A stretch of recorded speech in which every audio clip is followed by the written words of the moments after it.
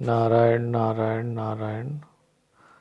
महाशिवरात्रि पर्व की आप सभी श्रद्धालुओं को हार्दिक शुभकामनाएं एवं शुभ आशीर्वाद। इस महान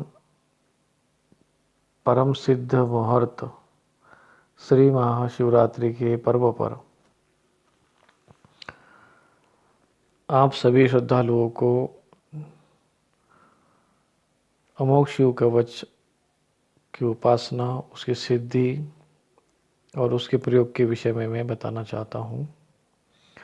जैसा कि मैंने पिछले वीडियो में भी कहा था कि ये जो महाशिवरात्रि का पर्व होता है, ये परम सिद्ध मुहूर्त है और जो विशेषकर शिव को भगवान शिव को जो अपना इष्ट मानते हैं और जो सदैव शिव आराधना में लगे रहते हैं, ऐसे श्रद्धालुओं को सर्वप्रथम यदि वे संस्कृत अच्छा जानते हैं तो अमोघ शिव कवच का पाठ करना चाहिए। और अमोघ शिव कवच जो है ये अनुष्टुप छंद में है, तो हिंदी में पढ़ना चाहे तो वो हिंदी में भी पढ़ सकते हैं, पर संस्कृत ही में ही वो कंठस्थ हो जाता है, क्योंकि कवच को कंठस्थ होना आवश्यक है।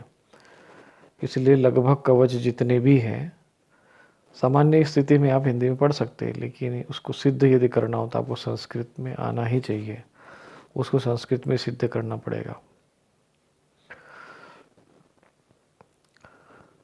तो ये जो अमोघ शिव कवच है, इसको जो संस्कृत में जो छंद को पढ़ना चाहते हैं या उनको छंद में जो श्लोक का उच्चारण करना जानते हैं उनको करना चाहिए।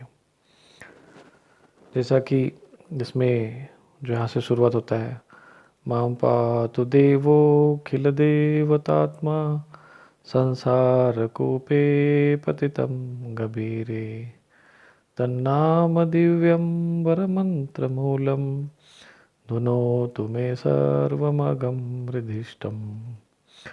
तो ये जो स्वर है, ये जो छंद है उसका, अनुष्टुप छंद का, तो इसमें आपको वो पूरा अमोघ शिव कवच पढ़ना है।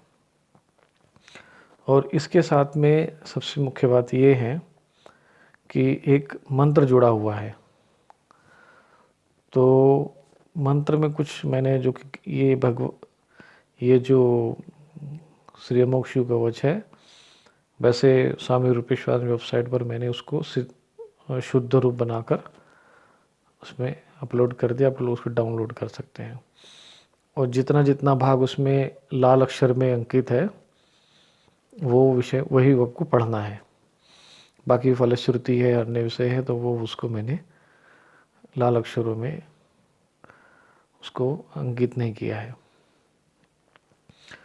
तो इसमें जो मंत्र है वो जो गीता प्रेस की एक पुस्तक है, उसमें गीता प्रेस ने भी अमोघ शिव कवच के नाम से पुस्तक छापी है, तो उसमें भी दिया। लेकिन मुझे ऐसा लगता है कि उसमें कुछ मंत्र में त्रुटि है, क्योंकि मैं भी जब इसका पाठ करता था हिमालय के उस वातावरण में रह के, मैं जो विशेषकर जो हिमालय में जो रहते हैं, जो साधक या जो साधु वहाँ पे साधना करते हैं, क्योंकि वो शिव क्षेत्र है, या जो काशी में वास करते हैं, उन लोगों को ये अमोघ शिव कवच अवश्य पढ़ना चाहिए, विशेषकर जो हिमालय जो साधना के उच्च स्थित क्षेत्र में है उनके लिए। तो हम पढ़ते थे तो उसमें मुझे ऐसा महसूस हुआ कि उसमें कुछ त्रुटियाँ हैं, कमियाँ हैं। तो मैं आपको फ़िलहाल यही कहूँगा कि आप मंत्र का उसमें अभी उच्चारण न करें और आप केवल इसी कवच को पढ़िए, क्योंकि वैसे उसका वो भाग विशेष आवश्यक नहीं है वो मंत्र। लेकिन क्या है कि कहीं कहीं ऐसा उसको साथ, अब गीता प्रेस की पुस्तक में छप गया तो हम लोग पढ़ते उसको, परंतु उस कवच के साथ उस मंत्र को कैसे प्रयोग किया जाता है उसका विधान अलग होता है। जैसे सिद्ध कुंज जी का स्तोत्र है, तो उसके साथ मंत्र जुड़ा हुआ है, तो मंत्र के साथ स्तोत्र को कैसे पढ़ा जाता है, उसका क्या विधान होता है, वो एक विधान ही अलग होता है। वो गुप्त रहस्य होता है जो कि सार्वजनिक नहीं कर सकते, चाहे इसमें कोई कुछ भी समझे। लेकिन ये विषय हर मंत्र क्षेत्र का भी कुछ ऐसा विषय होता है जिसको बड़ा गुप्त रखना आवश्यक होता है। तो वो इसलिए रखा जाता है कि ताकि अन्य कोई व्यक्ति अगर यदि सामान्य व्यक्ति ऐसा उसको उसकी महिमा जानकर उसको अभ्यास मिलाने का प्रयत्न करेगा, सिद्ध करने का प्रयत्न करेगा, तो उसमें कुछ विघ्न आते ही हैं, बहुत विघ्न आते हैं, कुछ अनुभूतियाँ भी वैसे हो जाती है, सामान्य व्यक्ति को समस्या आने का एक पूरी संभावना रहती है। तो ये इस प्रकार की जो साधनाएं होती है, जो उच्च कोटि की जो तीव्रता उत्पन्न करने वाली होती है, उसको किसी अच्छे मार्गदर्शन में ही सिद्ध करना चाहिए। तो आपको केवल जैसे सिद्ध कुंजिका स्तोत्र है, तो सिद्ध कुंजिका स्तोत्र पढ़ो, आप उसका लाभ मिल जाएगा। ऐसे शिव अमोघ कवच है, उसमें केवल आप शिव अमोघ कवच पढ़िए, आप उसको पूर्ण लाभ उसमें मिलेगा। मंत्र क्या है, मंत्र उसमें एक विशेषता लाती है, उसका प्रयोग कुछ अलग, वो विषय ही कुछ अलग हो जाता है। तो इसलिए मैं आपसे यही कहूँगा कि आप केवल जो स्तोत्र है उसको पढ़िए। तो महाशिवरात्रि में इसको कैसे सिद्ध करेंगे, तो जैसा कि मैंने पहले भी बताया था कि उसे सामान्य पूजन करना है। पूजन करने के बाद 4 प्रहर की पूजा होती है। शिवरात्रि का जो व्रत है कैसे करना, उसको भी अभी मैं एक तत्काल तुरंत वीडियो वैसे मुझे बनाना चाहिए, पर अब समय उतना मिलता नहीं है। तो फिर भी आपको एक संकेत कर दिया था कि आप लोग शिव महापुराण में उसको पढ़िए। तो 4 प्रहर की पूजा का विधान दिया, तो आपको प्रत्येक प्रहर में इसको 11 पाठ करना है, तो ये अमोघ शिव कवच सिद्ध हो जाएगा। तो इस प्रकार की यदि आप प्रयोग करते हैं, इसको सिद्ध करते हैं और प्रतिदिन फिर इसका एक पाठ करना है, तो आपको जो उच्च कोटि की साधनाओं में जो लगे उनके लिए विशेष रूप से है।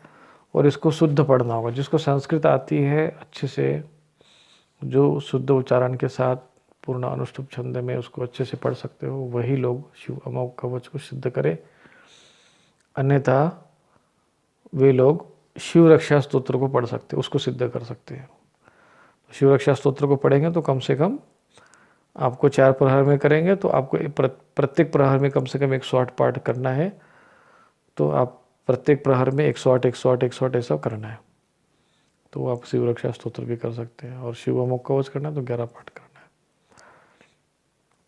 तो यही इसका विधान है, इसको आप सिद्ध कर लीजिए। सिद्ध करने के बाद फिर से प्रयोग तो बस ये सरल है, क्या प्रतिदिन उसका एक पाठ करते रहिए, फिर उसके बाद उसको और पढ़ने की आवश्यकता नहीं है। इस प्रकार से ये इसका विधान है, और आप इसको शिव अमोघ कवच को आप सिद्ध करिए और अपने जीवन को सार्थक बनाइए। नारायण नारायण नारायण।